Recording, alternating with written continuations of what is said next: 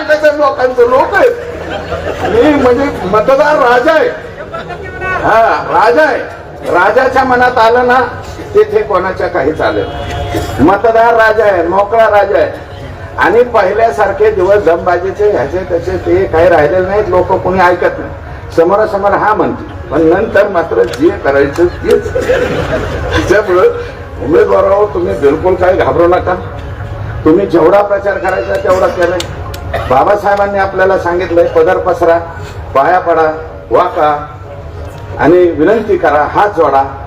ज्याला वागता येत नाही विलास बापू त्यांनी उमेदवारच व्हायचं नाही.